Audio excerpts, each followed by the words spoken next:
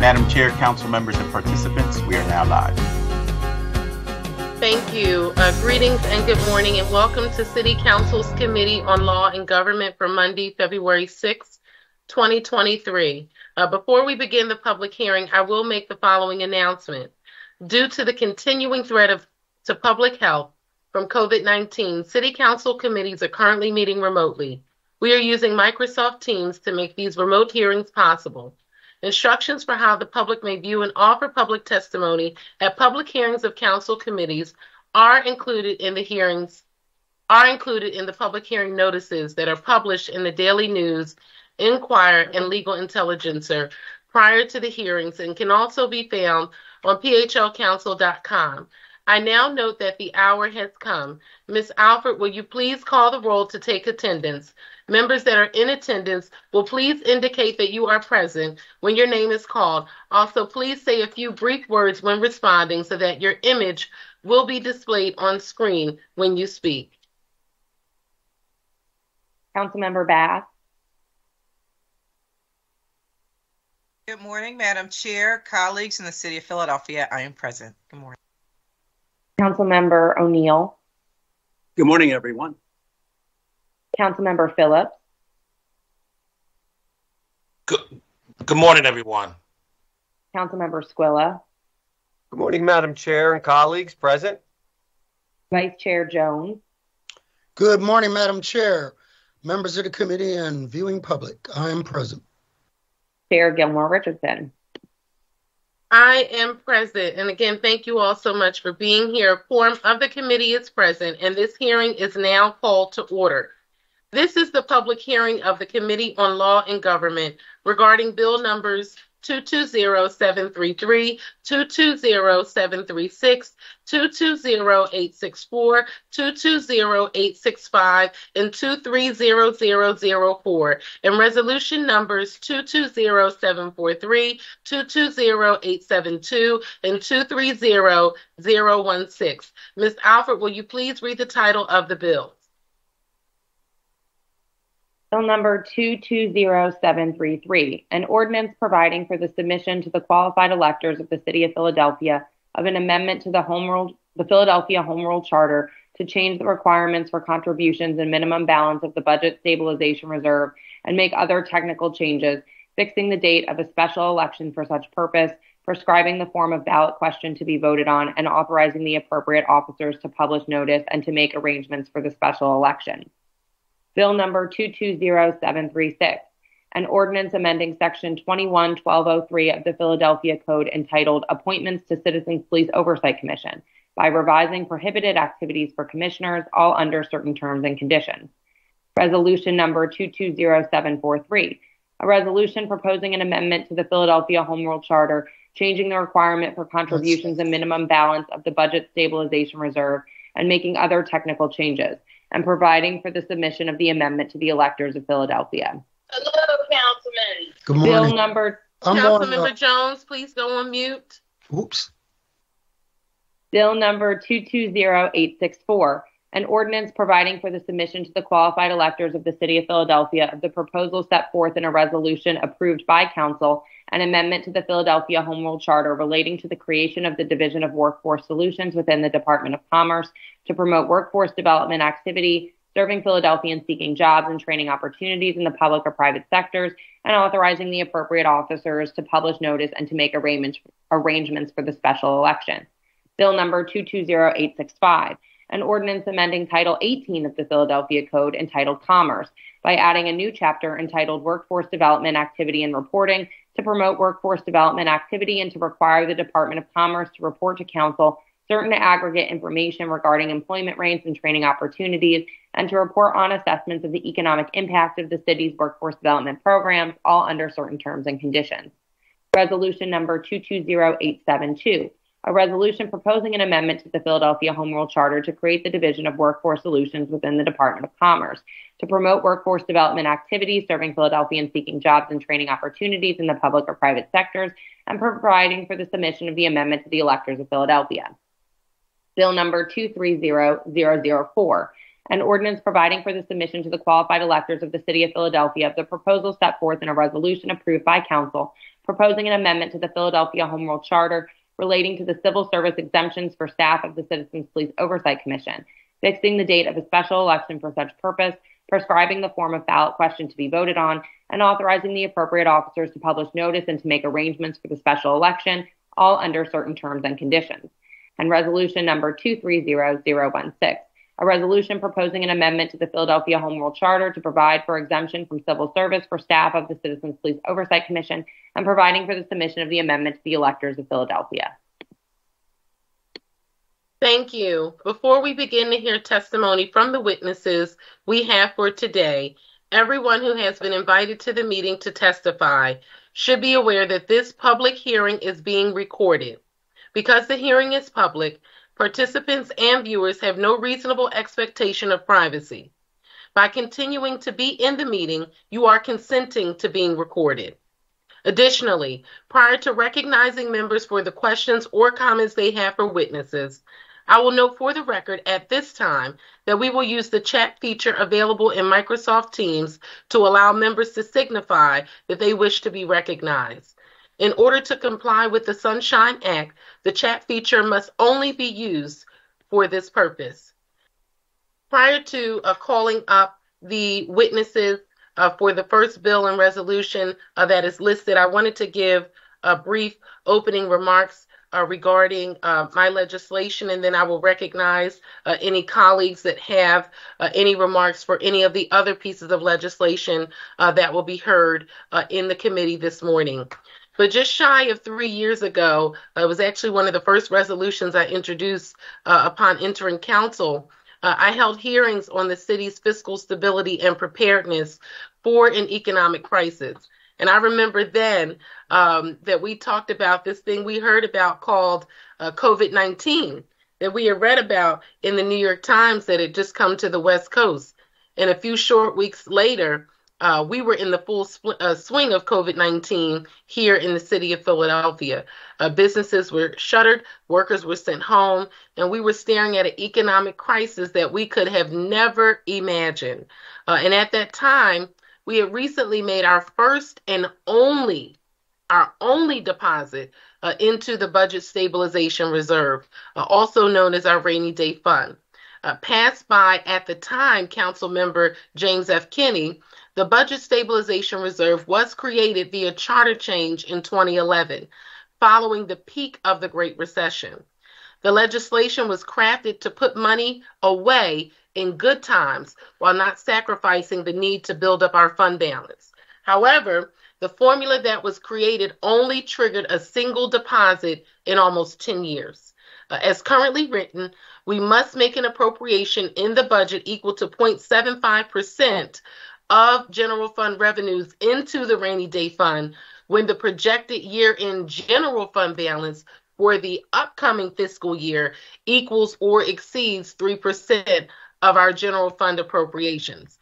Despite our improving financial picture in fiscal years 17, 18, and 19, we did not meet that threshold. So we did not make any deposits. We crossed the threshold in our fiscal year 20 budget, and we did make a deposit of $34 million. Luckily, we had the money available to us when the COVID-19 crisis hit. Our city's fiscal stability is crucial in providing a high quality of service to our residents and ensuring that we are operating effectively and efficiently, and most importantly, responsibly. By ensuring we are preparing for any potential economic downturns, we are guarding against future layoffs and service cuts. And we are implementing practices that are strongly supported, very strongly supported, by credit rating agencies, which will hopefully make it less expensive for us to borrow funds. And so this is why I introduced this legislation. It's something that I've been interested in and working on since 2020. It is my goal to ensure that we are prioritizing regular deposits into our rainy day fund during good times so that we are even better prepared for the next financial crisis. Today, I will be offering amendments to the legislation, and I want to thank the administration for their partnership and for their important work on these amendments and on the negotiations that happened into the weekend. The amendments changed the threshold for deposits and the scale of deposit we are making. So instead of basing our threshold for appropriation on the year-end general fund balance for the upcoming fiscal year, we will now use the current year's projections from the second quarter, which is, I think, gives you a better idea and will give you a clearer picture of what our fund balance will be. And colleagues, you know, this is a conversation that typically always comes up in budget when we are trying to figure out sort of where we will be in Q4, which we don't know until, and we won't know until we pass the budget first. And so, again, this will really give us a clearer picture of our current fund balance. Additionally, deposits will now be structured so that the larger the fund balance projection, the larger the deposit. So I'm looking forward to hearing testimony today from the witnesses present who have really been excellent partners in this work. And colleagues, I am humbly asking for your support of this important legislation. Before we get started, first, I want to recognize the presence of Councilmember David O. Councilmember, thank you so much for joining us this morning for this hearing. Also, I see that we have comments from Councilmember Curtis Jones, Jr., our Majority Leader. Leader Jones? Thank you, Madam Chair. I'd like to speak to the resolution and bills that call for a change in the city charter referencing the civil service status of those who will be employed by the Citizens Police Oversight Commission, and give you a sense of why we would like your support on that. Tyree Nichols, who was murdered over a week ago now, had that happened in Philadelphia, had that happened on our streets, our Oversight Commission would not be prepared at this point to review that case, to examine those facts. Why? Because they cannot hire people at a quicker clip. And that's partly due to the general status of employment in our nation, but particularly with the qualifications required to sit as a staff person in an investigatory oversight way on this commission. So what we're asking is that they have some latitude to be able to hire outside of the civil service procedures. Now, the city of Philadelphia has a large pool of qualified civil service employees, but not necessarily as it relates to the width and depth of what will be required for this critical commission. I thank God that Tyree Nichols' death didn't happen here at this point in time, because we would not be ready to have a fair process that is respected by the citizens to be able to say, you know, this is what happened. We've investigated it thoroughly, and that they got a fair conclusion to that investigation. So I urge my colleagues to support this charter change so that that commission can do its job. And hopefully it'll never have to do its job. But in the case that where we do, they are prepared to do so. Thank you, Madam Chair. Thank you. And thank you so much, Leader Jones, for your work and continuing work on that very important issue. I also wanted to briefly mention Bill number 220865 and resolution number 220872, and wanted to thank Council President Clark for introducing that legislation. My office has also worked with Council President Clark's office and the administration on this legislation, even throughout the summer months. We were in the throes of meetings about this legislation and working on all of the amendments and the updated legislation that you see today.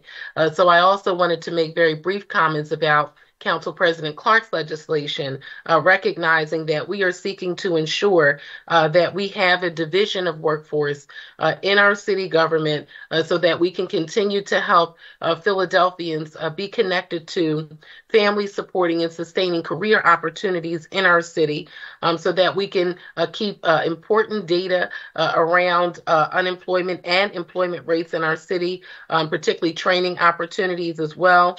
and also think about the economic impact of our city's workforce development programs. And so that is what the legislation will do that was introduced by Council President Clark and will be heard in this committee hearing today. Again, we have worked very closely with Council President's office, the administration, and all of our partners who are here on this legislation as well. So I wanted to mention that for the record. Ms. Alford, will you please call the first panel we have to testify this morning on Bill number 220733 and Resolution number 220743? Rob DeBoe. Hey, good morning. Good morning, Rob. Are you connected and ready to proceed? I am. Excellent. Please state your name for the record and proceed with your testimony. Morning, Chair Gilmore, Richardson, and members of the committee. I'm Rob Dubo. I'm the Finance Director. Thank you for the opportunity to testify on this proposed charter change, which would change the requirements for making contributions to the Budget Stabilization Reserve Fund, also known as the Rainy Day Fund. The administration supports this legislation. The administration also wants to thank the Chair for championing this important issue and working with us on it over particularly the last few days. The importance of having this type of rainy day fund, the type of rainy day fund envisioned in this proposal was made clear during the pandemic when the city drew on its Budget Stabilization Reserve Fund to help avoid even more devastating cuts than the ones that were made. The pandemic also made clear the importance of having a substantial fund balance. The city entered the pandemic with a historically large fund balance, and that was also crucial in helping to avoid larger cuts. The Government Finance Offers Association, which sets industry standards for state and local governments, says local governments should have a fund balance equal to at least 17% for 2 months of the budget to create an appropriate cushion against the inevitable unexpected events that come up during the year. While other cities have met or exceeded the GFOA's standard, Philadelphia has never had a 17% fund balance. We have, however, steadily grown our fund balance since the end of the pandemic. And the benefit of that fund balance as compared to a rainy day fund is that dollars in the fund balance are easier to access. Fund balances give governments more flexibility. As the chair mentioned, rating agencies and the people who buy our bonds that allow us to invest in our infrastructure also think it's really important for governments to have healthy fund balances and rainy day funds, money that's only accessible when financial storms have hit. Rainy day funds are important because they give governments extra protection. The benefit of rainy day fund over fund balance is that rainy day funds are more likely to be around when times go bad because they're harder to access. Governments should therefore have both fund balances and rainy day funds and must find the right balance between the two. The administration believes that having a fund balance of 3% or more, as this bill does, is the appropriate trigger for making a contribution to a rainy day fund. With fund balances below that level, the rainy day against which the government should be protected has already started. Putting money into a rainy day fund when fund balances are that low may exacerbate the financial challenges the rainy day fund is meant to protect against. As fund balances get stronger, more funds should go into the rainy day fund until that fund hits a healthy level. That's the way the bill is structured.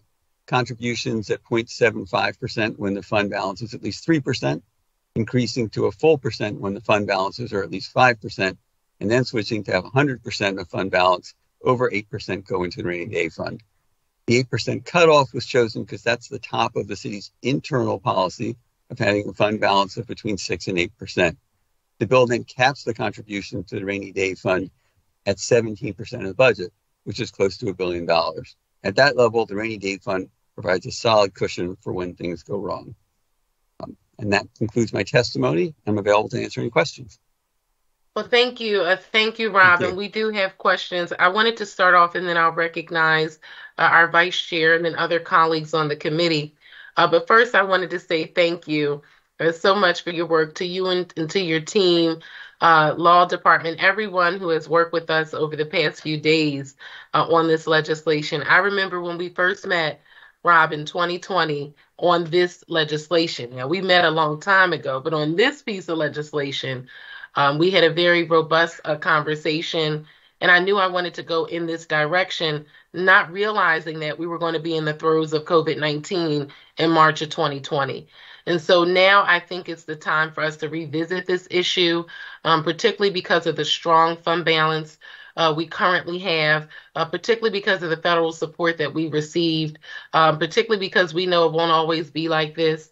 And in the out years of the 5-year plan, we may need to make adjustment.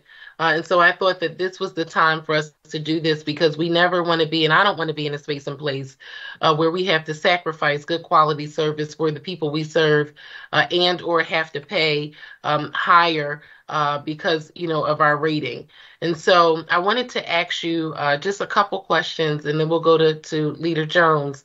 But why are the current year's second quarter projections a better threshold for determining whether we should make a BSR appropriation in the budget than the following year's year-end fund balance projection? And I wanted to get that on the record because that was a point that we kind of talked about throughout this process. So I think using the second quarter is better because you now had 6 months of the fiscal year. You've seen where revenues and expenditures are coming in, where the fund balance will be. So you have a much better sense of where you're actually wind up. So that projection should be more accurate. And I think that's why it's better. Right. And I know that was a point that I was really trying to make in this process, because I know that it's a point of contention as we're working through the budget process. You briefly mentioned this in your testimony, but how does this structure allow us to prioritize larger deposits in good times and ideally reach our fund cap more quickly? I mean, you talked about it in your testimony, but I just wanted, to get this on the record around why this structure is important. Yeah. So the way this structure works, the higher the fund balance, the larger percent of the more money goes into the fund. The simplest way to put it. So at 3% or lower, it's at 0.75% in the current bill, and then from 5 to 8%, it's 1% of revenue, and then above that, it's essentially all the fund balance above 8%, with the caveat that it's got to be at least that 1%. So it's kind of a progressive system. The higher the fund balance, the more that's going to go into the fund, and the more protection you have against a rainy day. Right. And then lastly, again, you touched on this as well, but I just wanted you to expand upon it a little bit more based on our borrowing needs, based on our capital needs, particularly for my district colleagues that are on the call. But why is it important to have both a healthy general fund balance and a healthy rainy day fund? Yeah. From a city so what perspective. You're saying to rating agencies and investors is, not only do we have a high fund balance, kind of like our checking account, but now we also have a savings account that's healthy too. So we have two different accounts that we can go to when times are tough, and that gives us more flexibility when there's a downturn. Right. So thank you very much, Rob. And I just think it's important that at some point, I'm hopeful that in years to come we will get to that goal of 17%. But for now, we're going to work around that internal administrative goal of the 6 to 8%. I will now recognize Leader Jones for question. Madam Chair, you made him so happy when you said that. He doesn't, that's Captain Bligh, sometimes. And you just made his day.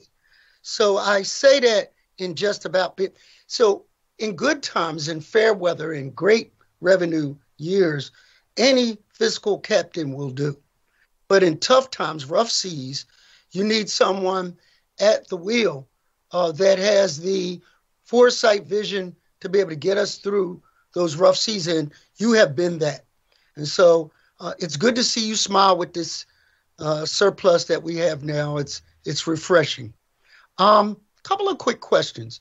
And thank you, Madam Chair, for your questions that gave context to what we're talking about here. To give the viewing public and my colleagues some sense of things, I remember in 2008, we went through some economic turmoil. What was the fund balance rainy day fund that year versus the year before the pandemic, when we, in one meeting, had to wipe it out just to cover our bills. And what is it now? So those three touch points give us a sense of the numbers. Yeah. So we went into 2008. I think our fund balance may have been like the 290 level. It may have come down a little. And we had no rainy day fund. And that was, as you say, just kind of obliterated within the first few months of the fiscal crisis. We were, projecting that was all going to be gone, and it was. Then our fund balance went negative, and I think 2 years later we got to the point where we had $100,000 of fund balance and no rainy day fund. Repeat that again. We went negative, and I think it was 2 years later, if it was 1 or 2 years later, we had $100,000 fund balance and no rainy day fund. So we were living on the edge. We were trying to figure out how to make sure we could pay our vendors. That's where we were then. For the pandemic, we came in to higher fund balance. I think it may have been like 400 and something, but I might be getting that wrong, and I'll check. And we had money in the rainy day fund. So we pulled on both of those. And as everyone remembers, we still went through some really painful stuff, but it was much less painful than it would have been if we hadn't had that high for us fund balance and a rainy day fund. So during that emergency, and keep in mind, Madam Chair, we were paying for essential workers to come to work, and we had agreed that overtime would be paid, and we were doing what we had to do just to stay open. We did a transfer ordinance of 84 million. Something like that, around 80 million, yep. In one fell swoop. And so to give my colleagues, why we need these fund balances, why we need rainy day fund. A snowstorm can cost us $1 million. Is that right? Yeah, or more. Yeah. And we've been, just removing snow, salting roads, and things like that. So we cannot be overly ill-prepared for these kinds of tragedy. We had a real good winter, knock on wood, no snow, but we can't guarantee that in years going forward. So I have to be prepared for that. So thank you, Madam Chair, for your stewardship as well. And I support us being prepared. Thank you.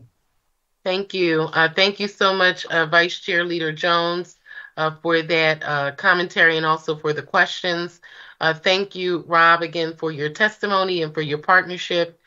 Colleagues, are there any other questions for this panel? Questions or comments from members of the committee for this panel?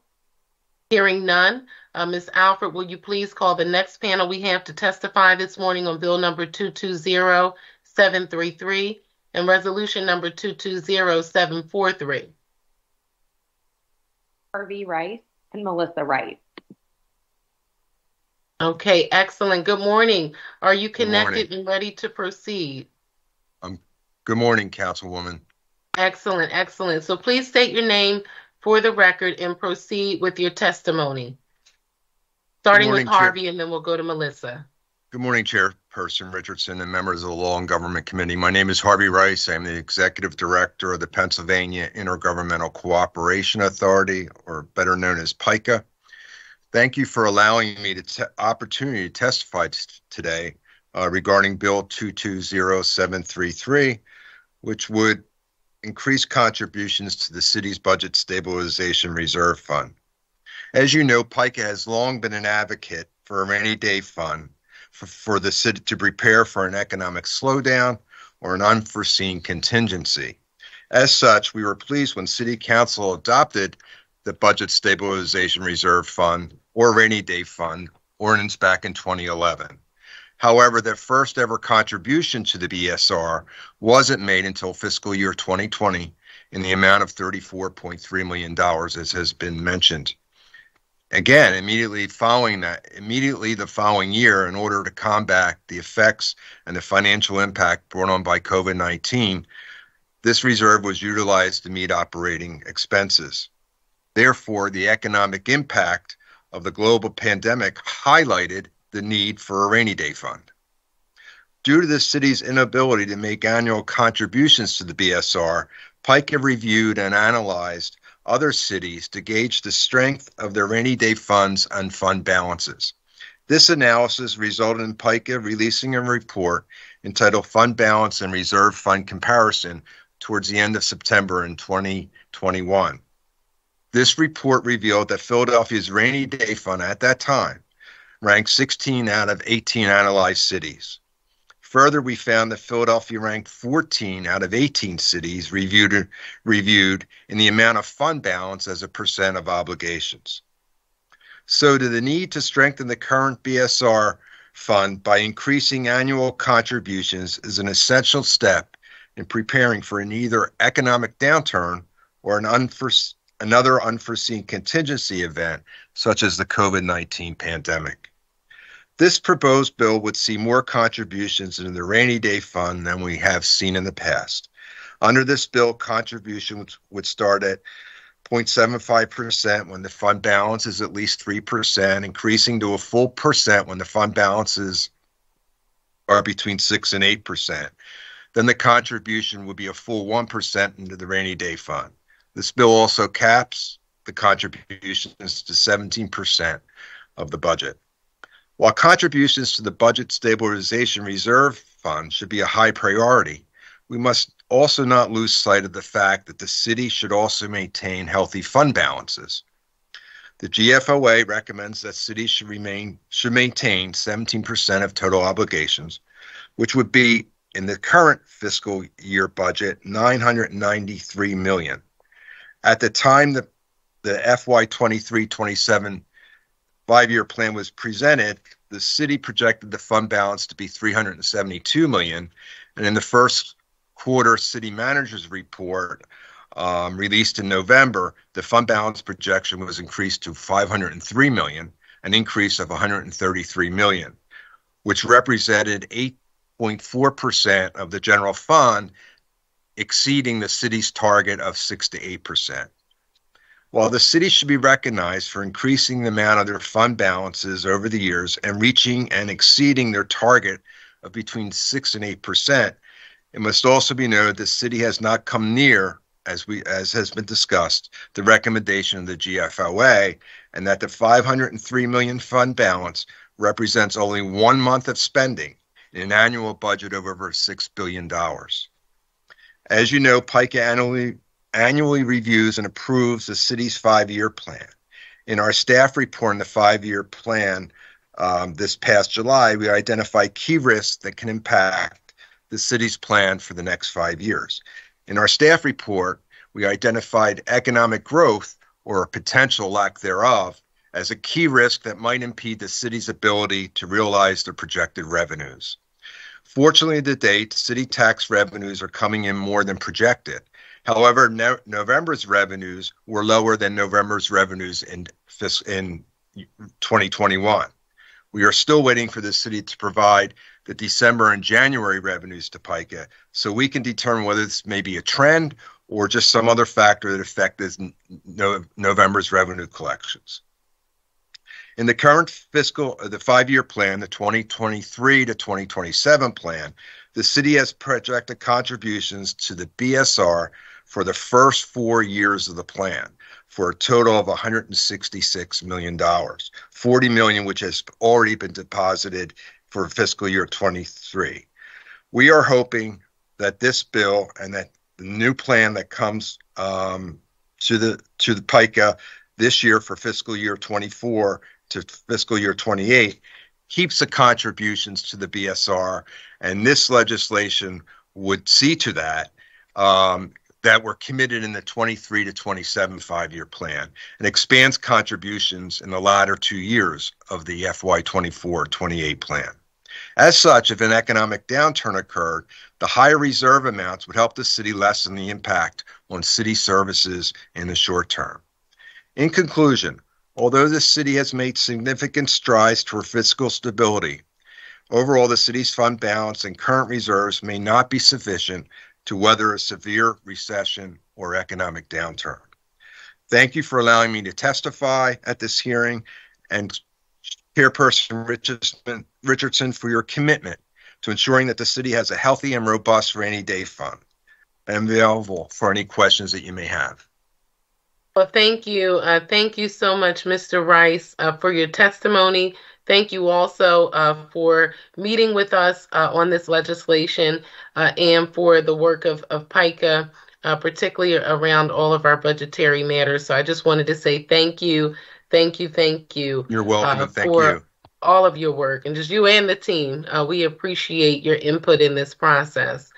I just wanted to get a couple things on the record with you, but PICA has previously conducted a very important research on our city's rainy day fund and how it compares to our peer cities. I wanted you just to put this on the record. If you could just provide us with an overview of what you found and sort of how we compare to other municipalities across the country. Yes, we looked at both the rainy day funds and fund balances to see where the city of Philadelphia fit in comparisons to other cities. Now, it's not always apples to apples because all cities have different various ways of and criteria to reaching that. When we looked at the reserve rainy day funds, there were four basic ways of how there were 18 cities that we reviewed of how they got to a rainy day fund. Some were mandated by city charter or state law. Some were made by a city council ordinance. Some were just codified in city financial documents or internal financial policies. And then other ones were just internal goals, but not codified in any law or ordinance or financial document. So those were the four various ways that cities looked at it. And in the reserve rainy day funds, we ranked, and this was when we reviewed that 1 year that we had a $34 million into the reserve. That was the year we looked at. We ranked third from the bottom, and there were 15 or 14 ahead of us, with Washington, D.C. Having 11.3% into a rainy day fund. So it was important for us, as we were working with you, Chairman Richardson, to get this information to you and to the members of City Council and the city administration to show the importance of the city's need to either somehow restructure the BSR, because for 11, 12 years, it really wasn't accomplishing or meeting what it was supposed to accomplish. And then in the fund balances, we did the same process. Also, they had different criteria for their fund balances and what can be in the fund balance. And at that point, I think we were right along the same comparison, pretty far down in the cities that we looked at. And while most cities never got to the GFOA, there were much healthier fund balances, and to make them, the rainy day fund is a good fund to have, but there's generally criteria of when you can dip into that fund. It's also good to have a high fund balance because that's more movable, and as situation might not rise to a level for the rainy day fund, but there may be needs that rise during that fiscal year or the following fiscal year that you might need to tap into a fund balance to cover those costs for either needed city services or something else. Yes, well, thank you very much, Mr. Rice. And I think it's glaring that with the 1 year that we did make a contribution of the $34 million, that we were still third from the bottom. And so I wanted colleagues to really understand that so that they understand the importance of this legislation in ensuring that we are preparing the city adequately for any future potential economic downturns. And lastly, I just wanted to ask you, based on your analysis, but also based on your work at PICA, how will passing this legislation improve our city's financial position? And you mentioned GFOA, and we know our borrowing ability and credit rating, but I just wanted you to put it on the record from the perspective of PICA. Yes, it will show the credit rating agencies, as has been discussed, that the fiscal stability of Philadelphia is more sound, that they, as Rob Dubois eloquently said, they not only have a good checking account, but now they have a significant savings account. And that helps the rating agencies, which then, to borrow cost us less, so that there's less money to pay for borrowing, which is more money that can go in the general fund to support needed city services. Right. So thank you very, very much. We truly appreciate your work and your continued support on this legislation, and hopeful that this will, give us a feather in our cap over at the PICA board. So thank you very much, Mr. Rice. Thank you. Are there any additional questions for Mr. Rice? All right, seeing none, we're going to move forward with our next witness, Melissa Wright. If you could please state your name for the record and proceed with your testimony. Good morning, Melissa Wright. Good morning, Chair and committee members. My name is Melissa Wright. I'm an Associate Director at eConsult Solutions Incorporated. We are a Philadelphia-based consulting firm specializing in economics and public policy. Our firm was asked by council to conduct an economic analysis of the potential impacts of the proposed amendments to the Budget Stabilization Reserve legislation. Our analysis utilized historic examples of city expenditure cuts during periods of revenue shortfall. We also analyzed the economic impact of restoring expenditure levels during economic downturns, and we finally extrapolated to how a fully funded BSR would help the city maintain expenditure and service levels even when revenues fall. So my testimony will briefly review the benefits in each of these areas. Starting with general fund expenditure impacts of recent downturns. So we looked at the Great Recession. In fiscal year 2008 and fiscal year 2009, the city faced 2 consecutive years of budget deficits in the hundreds of millions of dollars, and the only 2 years with the negative general fund balance within the past 15 years, which we heard earlier. It was not until fiscal year 2010 that the city returned to a balanced budget, which required a significant decline in operating expenditures, including declines in employee compensation and procurement spending of roughly 6.7%. The general fund's year-end balance remained below zero until fiscal year 2011, pointing to the lasting impact of the 2 years of major budget deficits. In 2020 and 2021, the city faced budget deficits again amid the COVID-19 crisis, but our fiscal situation was a little different. There were 3 defenses, a larger general fund balance, convenient timing, and limited funding available from the Budget Stabilization Reserve. Despite these defenses, the city still cut roughly $300 million, which is about 6.3% in year-over-year operating expenses in fiscal year 21, again with cuts in both employee compensation and procurement. The economic impact of an expanded BSR would allow employee compensation, which is one of the main items that we see cut from city employment and city procurement, including MWDSB spending. Those are 2 of the largest areas. And really importantly, city employees are also typically Philadelphia residents. And when they spend their wages in the city, it creates what we call multiple waves of spillover impacts generated by spending on goods and services and spending of their labor income by employees through direct and induced impacts. So when they go shopping for groceries, et cetera, that supports employment within the city as well. So employee compensation is one of the areas most likely for cuts during a budget shortfall, and critically, if there is a robust budget stabilization reserve, the city may not have to cut spending on these services when revenues drop.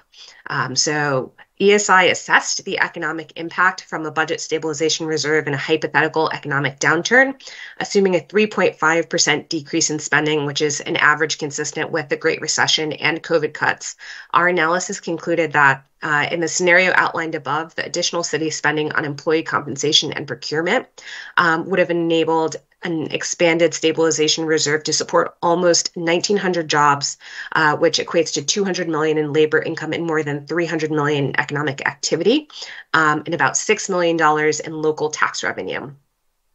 And the final piece that I want to touch on is the impacts of borrowing costs. So as has been mentioned again, the city's financial position can also impact its general obligation bond rating, leading to changes in borrowing costs. Historically, since fiscal year 2013, Philadelphia has had an A-level rating for its general obligation bonds from all three bond issuers. This represents an upgrade from the mid-2000s when the city held a triple B or BAA rating from the issuers. And a robust budget stabilization reserve could help the city avoid a downgrade in its bond rating by helping the city avoid budget shortfalls, and that would lead to instability and therefore downgrades. Looking at the fiscal year 2023 capital budget, Philadelphia plans to borrow $202.8 million. Assuming a similar average annual interest rate compared to the most recent GEO bond data available, the city would pay about $9.4 million in interest rates in the first year of bond issuance alone.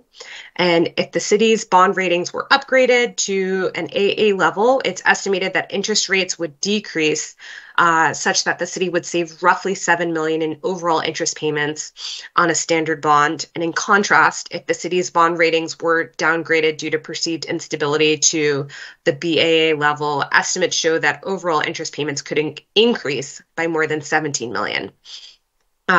So just to conclude, ESI's economic analysis of representation scenarios shows a range of potential benefits to the city, from the potential impacts of the extended budget stabilization reserve, particularly its potential to restore city spending during periods of budget shortfall, which could lead to the following impacts: continuity of spending on employment and procurement associated with positive impacts to the city's economy, maintenance of the city's workforce and service delivery capabilities, which are critical, and finally, maintained or an improved city bond rating, reducing municipal borrowing costs and freeing up that money for other services.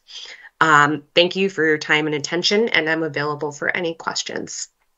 Well, thank you, Melissa, for your robust testimony and for the analysis and research that was conducted by the team at eConsult, of which you were a very integral part of the research and report that we received. I just wanted to say thank you. Thank you to you, to Mr. Mullen, Ethan Connor Ross, the entire team at eConsult who worked on this research on our behalf. You answered every question I had for you in your testimony, but one I just wanted to highlight was around how we potentially save money on our borrowing cost based on our credit rating, which is why we are seeking to do this legislation to help us keep our rating high, so that we have decreased borrowing costs, recognizing, you mentioned the 208 even from this current budget, but just recognizing that we have to do that year over year, particularly for our capital needs. And we want to ensure that we can borrow at the lowest rate possible so that we can do more with our revenue and with the revenue coming in from our taxpayers and from our constituents. So I just wanted to say thank you very, very much. Can't forget John as well, but just the whole team at eConsult for all of your work. Thank you, Melissa. We have a question now from the Vice Chair of the committee, Leader Jones. Leader Jones. Thank you, Madam Chair, and thank you, Ms. Wright, and give my thanks also to Steve Mullen. I am, he will tell you, responsible for at least a third of the gray on his hair. I used to work for him in another life, and he'll tell you that inside story. But if I got your testimony correctly, just want to emphasize that the bond rating is directly related to our borrowing and borrowing cost. Every time when we repay that borrowing, that is $1 taken out of direct services from our Treasury to pay off debt, which could have gone for critical services, employee benefits, things like that. Am I right? So we need to keep an eye on that because that is a essential component of a good operating budget. Is that right? That's correct. And are you a part of the sinking fund to help manage some of that? Or you advise them at all? We have not done any work on that as a part of this, but I am aware of the sinking fund.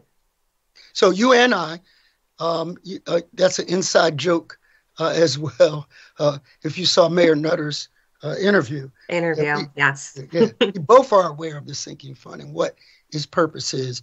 But I think that might be an appropriate input to them to say, if you reduce the interest rate over here, you reduce the debt over there, and we save money. Those kinds of tweaks can save us millions. And so we might want to pay a little attention to that. And now you know why Steve Mullen has gray hair. Thank you, Madam Chair. Thank you. Thank you, Leader Jones. And again, Melissa, just thank you so much for all of your work and everything that you do. Our fellow 4th District constituent, we thank you so much for being here. Thank you. Okay. Any additional questions for this panel? For members of the committee? All right. Seeing none. Ms. Alford, will you please call the first panel we have to testify this morning on Bill number 220864 and Bill number 220865 and Resolution number 220872. And Nadal. All right. Good morning. Good morning. Are you connected and ready to proceed? Yes. Good morning, Councilmember or Chair Gilmore Richardson. Yes. Good morning. Please state your name for the record and proceed with your testimony.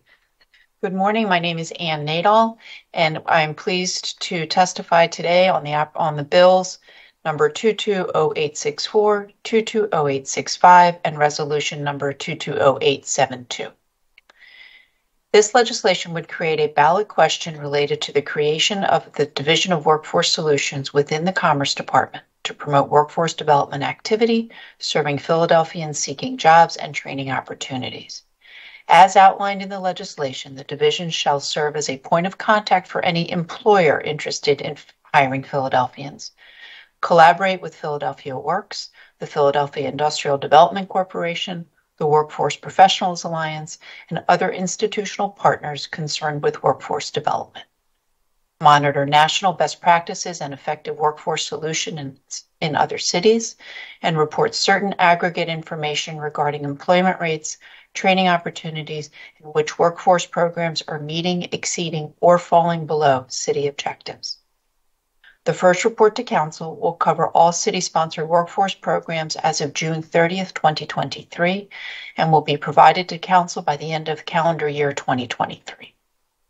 Our strategic priorities for FY23 include leveraging partnerships, setting strategy across the ecosystem, connecting talent to growth industries and to jobs that pay family-sustaining wages. We act as a connector and funder to address gaps in the workforce ecosystem. For example, we continue to connect employers and providers across the workforce continuum. We facilitate standard definitions on what constitute a quality job and quality training, including salary, benefits, hours worked, and connection to career pathways. We help set up the infrastructure for Act 158 with the school district, including youth engagement, employer support and engagement, and working with our city's Office of Human Resources to create accessible pathways to city jobs and the city advisory councils for the district. And funding 2 rounds of Workforce Solutions and Most Diverse Tech Hub grants. Public-private partnerships are critical to this work, and this legislation codifies these priorities now and in the years to come. And we would like to thank Council President Clark and Chair Gilmore Richardson for prioritizing workforce, and I'm happy to take any questions at this time. Thank you, Director Nadal. Thank you so much for your testimony. I too just wanted to pause and thank Council President Clark and his office for their work on this legislation, and your office for working with us to get to the place and space that we're in today. And you talked about your department really being a point of contact and sharing reporting information around city-sponsored workforce development programs. Yes. For the record, if you could just name some of the city-sponsored workforce development programs that we interface with so that our colleagues understand the type of reporting that we'll receive, and then I'll go to the next colleague if there are any questions. Sure, happy to do that. And I'll also call on my colleagues, Dawn Somerville and Gianna Grossman, to add anything I may have overlooked. We work very closely with Philadelphia Works, the Philadelphia Industrial Development Corporation, and the membership of the Workforce Professionals Alliance, which includes workforce organizations around the city. And Gianna can speak to some of the individual members of the Performance Professionals Alliance. But those are organizations that we work with on a daily basis to make sure that we are finding the maximum opportunities for our residents to find career pathways and family-sustaining jobs to support their families. Good morning, Chair Gilmore Richardson. This is Gianna Grossman, Senior Director of Workforce and Commerce. I just wanted to comment on a few of those programs. So as you know, our Workforce Professional Alliance is 20 plus of the larger training organizations within the city. Those include organizations like JEVS, Congresso, West Philadelphia Skills Initiative, Perscolas, and many, many more. I will just say that a few of our grantees that we will be announcing shortly in a press release for this year in our Workforce Solutions grants are organizations like Perscolas, and Congresso is another one. And we are also supporting University City Science Center as well as CCP, as they both try to build life science workforce training programs. So there's many organizations that we work with, and we're excited to get this reporting started to get you all of this information in further depth. Great. Well, thank you very much for that information. Just for the record, if you all could submit to the committee just the listing of all of the organizations that are part of WFPA, that would be helpful to us. Okay. All right. Are there any further questions for this particular panel? All right. Seeing none, thank you all so much for your testimony. We will now ask Ms. Alford to call the next panel. Thank you, Chair. Thank you. Sorry, Councilwoman. Pat Clancy and Will Carter. Excellent. Good morning. Are you all connected and ready to proceed? Yes. Okay, great. Good morning. Good morning. Please hello. state your name for the record. Sure. And Good morning. proceed with your testimony. Yes. Good morning. Good morning, Council Chairperson Gilmore Richardson and members of the Law and Government Committee. My name is Patrick Clancy, President and CEO of Philadelphia Works, the city's designated workforce development board. Thank you for this opportunity to testify on Bill number 220864, 220865, and resolution number 220872. Understanding this legislation would create a ballot question related to creating a division of workforce solutions within Commerce to promote workforce development activity, serving Philadelphia and seeking jobs and training. Philadelphia Works and its staff are committed to a couple things. One, working very closely with the Commerce staff to educate Philadelphia residents about services available and to help them find employment. Assisting Commerce and the Philadelphia Industrial Development staff with employer engagement to ensure Philadelphia residents are aware of such employment opportunities. And also providing information as available regarding all the training programs that we fund. Our budget is quite significant. It started out in 2017 at a $55 million budget. It has now risen to $105 million. So we are constantly investing in services and programs that enable residents to increase their skill level and also to kind of find those career pathways. As a member of the U.S. Conference of Mayors Workforce Committee, I am the representative. We also continue to research best practices I'm actually the chair of the best practice group for this country's sort of major workforce development initiatives. I have to tell you, we work very closely with our commerce friends. We enjoy a really true partnership. And if anything we can do to help make more people engaged in workforce services and really getting the goal of having as many people back to work as possible. We look forward to this proposed legislation because we believe it will solidify those partnerships. A special thank you to Council President Clark, but also you, Council Member Gilmore Richardson. You have truly been the champion of workforce development. Everybody I speak to across the city and others, they love your passion for this. And we look forward to working closely with you and your colleagues, in the next years to come. Thank you. Thank you. Thank you so much for your testimony, Pat Clancy, and thank you for your partnership. We can't do this work without you. And every time we call, you always answer and you always make it happen. So thank you very much for all of your work and just for your wonderful ideas around thinking outside the box on how we can get some of these workforce initiatives up and running and off the ground. So thank you very much for your partnership and for your testimony, and thank the entire team at PhilaWorks. And I did wear my green tie just for you today, just so you know. This is a big week, right? So I don't know if anybody else is listening, but green tie matters this week, everybody. Yes, go I only have one.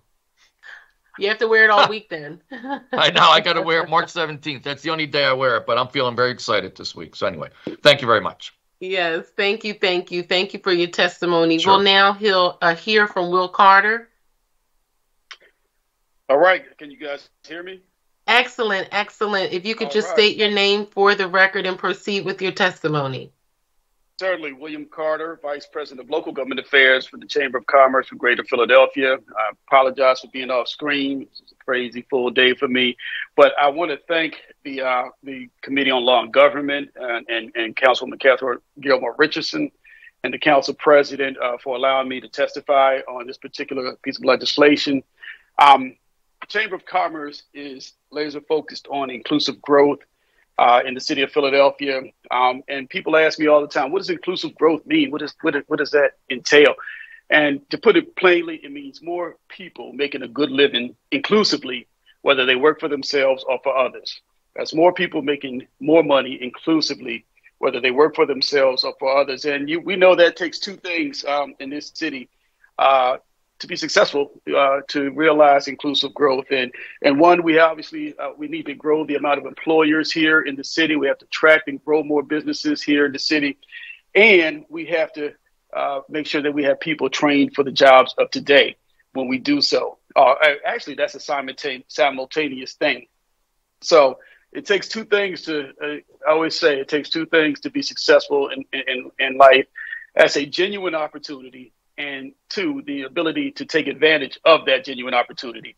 And so I like the fact that the city, public and private sector are focused on both. We need to have more opportunities provided across industries in this city. We have a great eds and meds and life science opportunity for pipeline here. But we also want to spread it to other industries like tech, logistics, and entertainment and what have you across the fields. We want to make sure our city is not seen as a university that has only two majors. We want you to be a major in whatever you want to major in and pursue the happiness you want to pursue.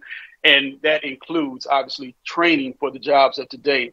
So I know that Councilwoman Gilmore Richardson and the council president and all of council are really putting a lot of energy behind this, and that needs to occur.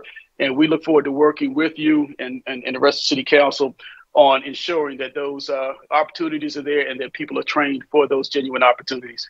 And that is my testimony for today, and I thank you for having me. Thank you. Well, thank you, Mr. Carter, for your testimony and for all the work of the Chamber around workforce development. And you mentioned it particularly around life sciences. That is an important burgeoning industry here in the city of Philadelphia, and we have to ensure that we are doing all that we can to connect Philadelphians to work in that field, because many of those jobs do not require a college degree, simply an additional skill and or certification that will allow individuals to work in that field. So thank you very much for your testimony. Councilwoman, Yes. I'm glad you mentioned that. Yeah, that is very important. There are a lot of family-sustaining jobs that don't require degrees, and we need to be taking advantage of the opportunities to train people who may not necessarily have a degree. That wasn't their thing, and those who have degrees for the jobs of today. So certainly, we need to lean into those opportunities that don't require degrees, train people for these family-sustaining jobs, and that will help reduce poverty in our city, that will help grow our city, and that will help just all around the quality of life in the city of Philadelphia. So, yes, I agree with you on that, and I thank you again. Thank you. Well, thank you so much, Mr. Carter. Are there any additional questions for this witness? All right, seeing none, we thank you for your testimony. We will now move forward with the next bill. Ms. Alford, will you please call the first panel? We have to testify on bill number 220736, bill number 230004, and resolution number 230016. Anthony Arachi. Okay, thank you so much. Good morning. Are you connected and ready to proceed? Yes, Madam Chair. Okay, excellent. Please state your name for the record and proceed with your testimony. My name is Anthony Arachi. I'm the Interim Executive Director of the Citizens Police Oversight Commission, and we're testifying here in support of Bill number 230004, Resolution 230016, as well as Bill number 220736. I want to thank you all for the opportunity to testify in support of these bills and resolutions, all of which propose to bolster the independence and legitimacy of the Citizens Police Oversight Commission. As police oversight, accountability, and legitimacy once again asserts themselves as primary issues in the national conversation, we are heartened that Philadelphia continues to be a leader in this space. The passage of Bill number 230004 and Resolution 230016, which would exempt employees of CPOC from civil service, is another important step for independence, impartiality, and agency legitimacy. To piggyback off of Councilmember Jones's testimony earlier, virtually all of CPOC's work can impact the policies and practice of policing and the day-to-day work of police officers in Philadelphia. Independence from civil service is crucial to maintaining impartiality and legitimacy. The public should be able to rely on CPOC's ability to pursue issues, facts, and reforms wherever they lead, without common or shared interest between the employees of either agency. In sum, we expect the public to trust us to act independently, and the agency must actually be independent. This bill helps ensure that independence and can only serve to bolster the public trust and give us the resources we need to act quickly in hiring and our build-out.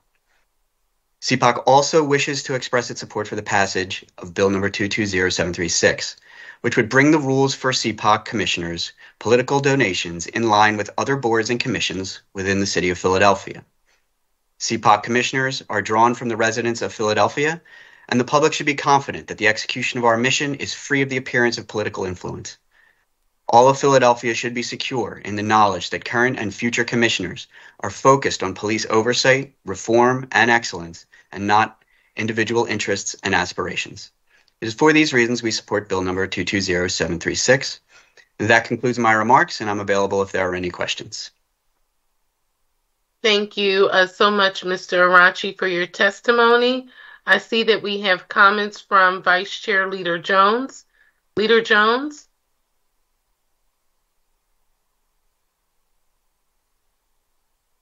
Thank you, Madam Chair. And Mr. Director, I just want to thank you for your dedication to the fairness and equitable evaluation of complaints received by the city of Philadelphia. And that independence and fairness is reflective in the legislation before us today.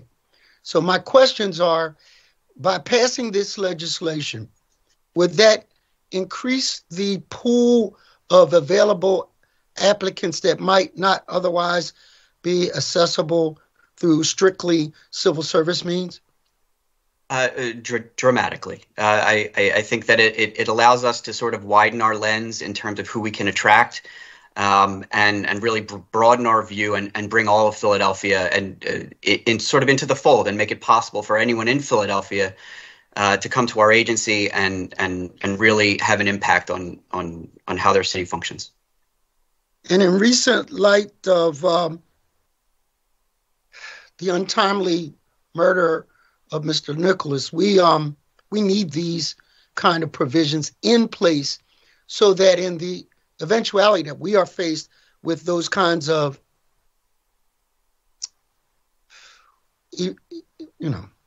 I get emotional when I understand. When I think about what he went through, but those kinds of investigations, that we are prepared to do so with qualified individuals that are viewed as impartial.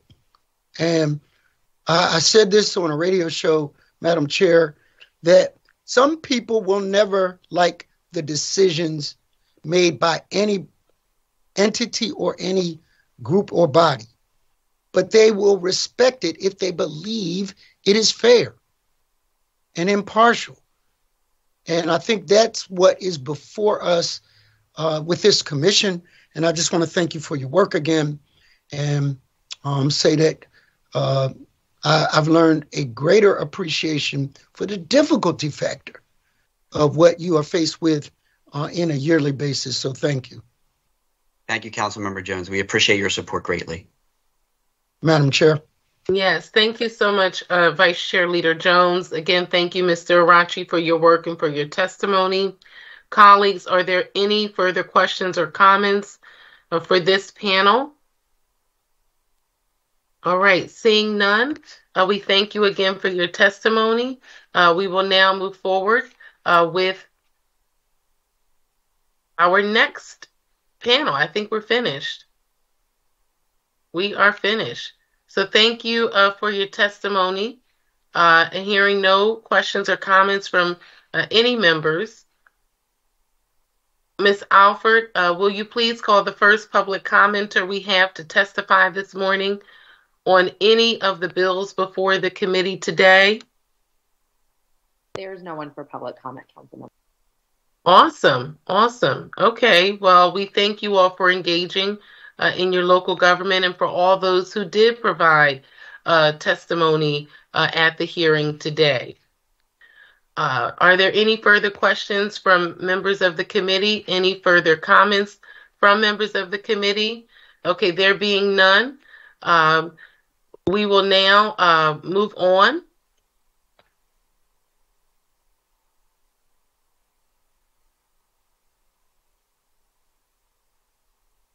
I now invite all panels and witnesses to please disconnect from the hearing before we go into our public meeting on the bills and resolutions. We will now pause the proceedings briefly as multiple participants leave the hearing.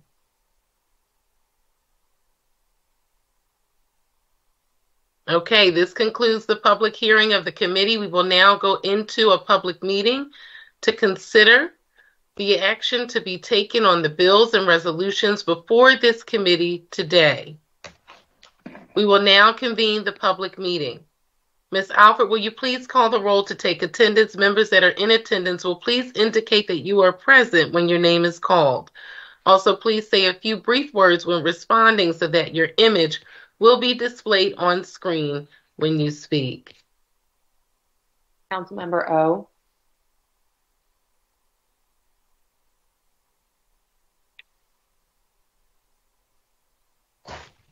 Councilmember O'Neill. Present. Councilmember Bass. Present. Thank you. Councilmember Swilla. Good morning, Madam Chair and colleagues. I'm present. Councilmember Phillips.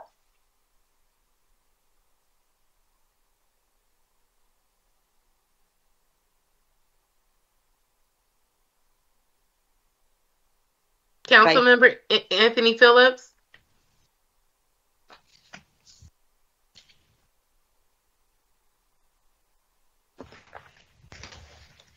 Vice Chair Jones. Present, Madam Chair. Chair Gilmore Richardson. I am present. The chair recognizes Councilmember Jones for a motion on the amendment to Bill number 220733. Thank you, Madam Chair. I offer an amendment to Bill number 220733. A copy of that amendment has been circulated to all members of council. I move for the adoption of the amendment to Bill number 220733 be approved. Second. The chair notes for the record that Councilmember O'Neill seconds the motion. It has been moved and properly seconded that the amendment to Bill number 220733 be approved. All those in favor of the motion will signify by stating aye. Aye. Aye. Aye. Those opposed? Amendment to Bill number 220733 has been approved. The chair now recognizes Councilmember Jones for a motion on Bill number 220733 as amended. Thank you again, Madam Chair. I move that Bill number 220733 as amended be reported from this committee with a favorable recommendation, and further move that the rules of council be suspended to permit first reading at our next session of council. Second. The chair notes for the record that Councilmember O'Neill seconds the motion. It has been moved and properly seconded that Bill number 220733 as amended be reported from this committee with a favorable recommendation, and further move that the rules of council be suspended to permit first reading of this bill at the next session of council. All those in favor of the motion will signify by stating aye. Aye. Aye. Aye. Those opposed? Aye. Aye. Okay, the ayes have it and the motion carries. The chair now recognizes Councilmember Jones for a motion on the amendment to resolution number 220743. Thank you, Madam Chair. I offer an amendment to resolution number 220743. A copy of that amendment has been circulated to all members on the committee, and I move for the adoption of the amendment to resolution number 220743 Second. be approved. Okay, the chair notes for the record that Councilmember O'Neill seconds the motion. It has been moved and properly seconded that the amendment to resolution number 220743 be approved. All those in favor of the motion will signify by stating aye. Aye. Aye. Aye. Aye. Those opposed, the ayes have it. Amendment to resolution number 220743 has been approved. The chair now recognizes Councilmember Jones for a motion on resolution number 220743 as amended. Thank you again, Madam President. I move that resolution number 220743 as amended be reported from this committee with a favorable recommendation. Second. The chair notes for the record that Councilmember O'Neill seconds the motion. It has been moved and properly seconded that resolution number 220743 as amended be reported from this committee with a favorable recommendation. All those in favor of the motion will signify by stating aye. Aye. Aye. Aye. Those opposed? The ayes have it. The motion carries. The chair now recognizes Councilmember Jones for a motion on the amendment to Bill number 220864. Madam Chair, I offer an amendment to Bill number 220864. A copy of that amendment has been circulated to all members on the committee, and I move that the amendment to Bill number 220864 be approved. Second. The chair notes for the record that Councilmember O'Neill seconds the motion. It has been moved and properly seconded that the amendment to Bill number 220864 be approved. All those in favor of the motion will signify by stating aye. Aye. Aye. Those opposed? The ayes have it. Amendment to Bill number 220864 has been approved. The chair now recognizes Councilmember Jones for a motion on Bill number 220864 as amended. Madam Chair, I move that Bill number 220864 as amended be reported from this committee with a favorable recommendation, and further move that the rules of council be suspended to allow first reading of this bill at our next session of council. Second. The chair notes for the record that Councilmember O'Neill seconds the motion. It has been moved and properly seconded that Bill number 220864 as amended be reported from this committee with a favorable recommendation, and further move that the rules of council be suspended to permit first reading of this bill at the next session of council. All those in favor of the motion will signify by stating aye. Aye. Aye. Those opposed? The ayes have it. The motion carries. The chair now recognizes Councilmember Jones for a motion on the amendment to Bill number 220864. Thank you again, Madam Chair. I offer an amendment.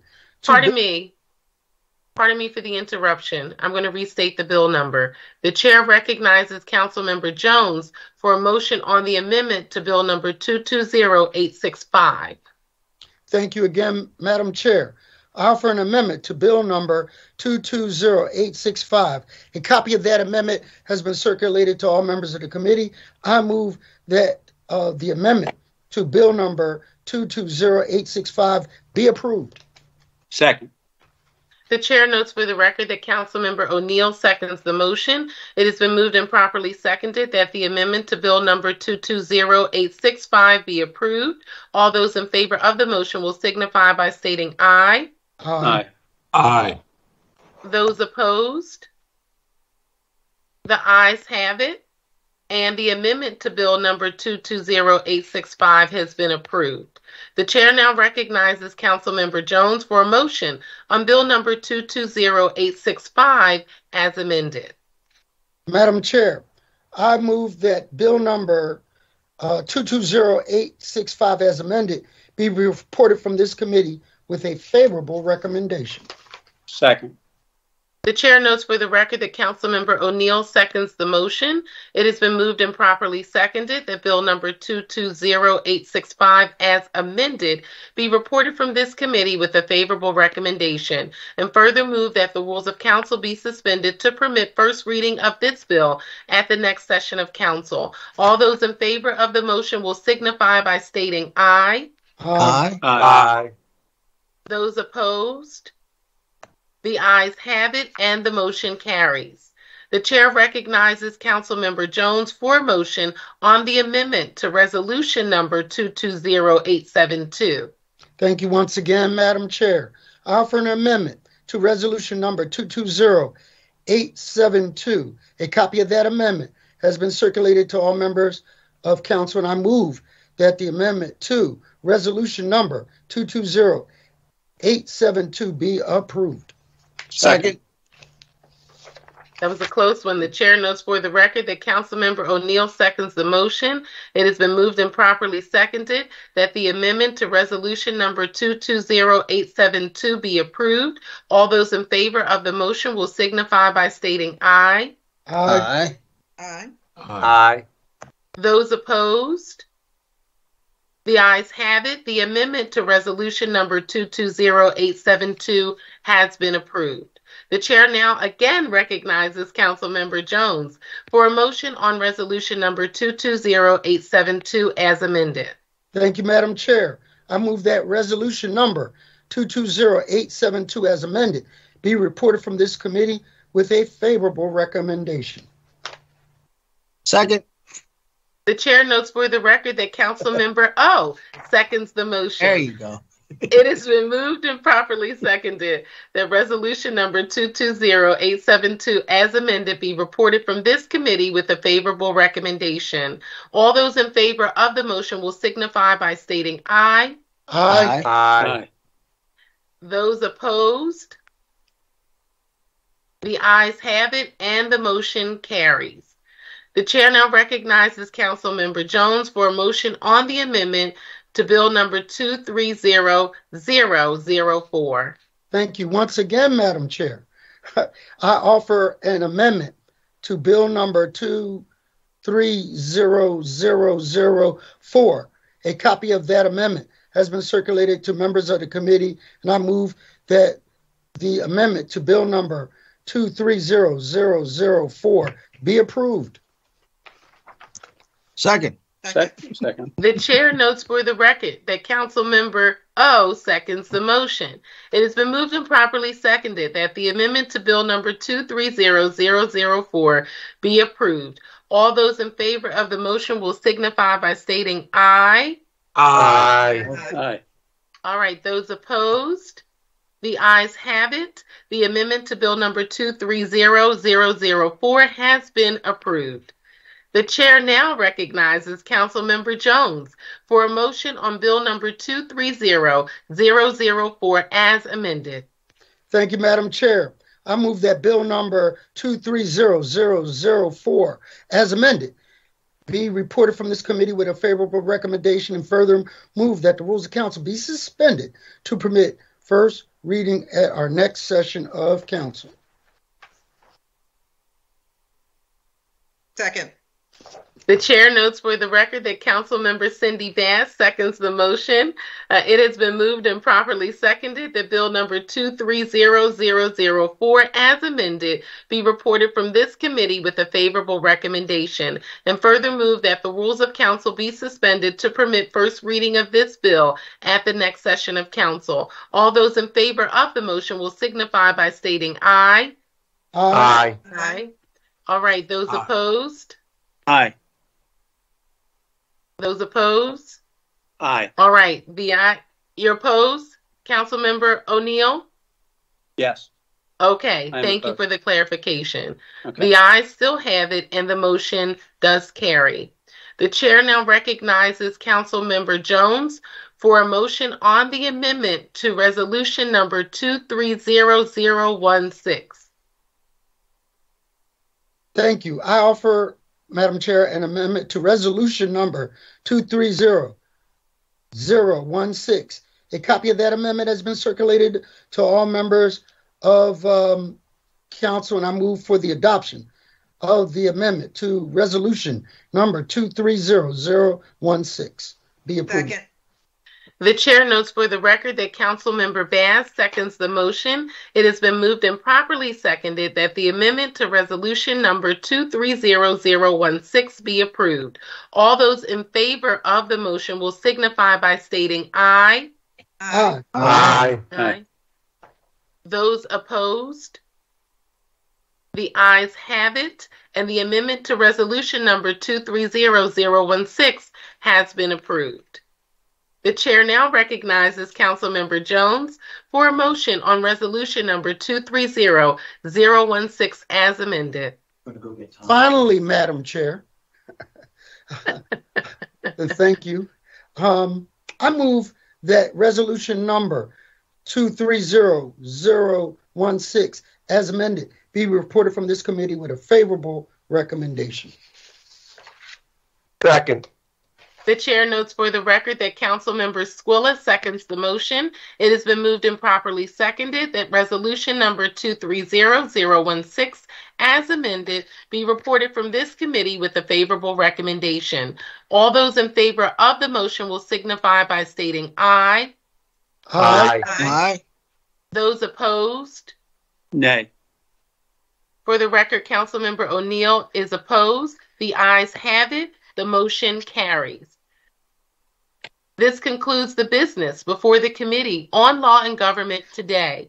Thank you all very much for your attendance, and colleagues, thank you so much for your attendance, for being on time, for all of your support, and Councilmember Jones especially for being my wingman today. Thank you all so much and have a wonderful day. Take care. Thank you, Madam Chair. Take care. Bye-bye. Thank you, colleagues.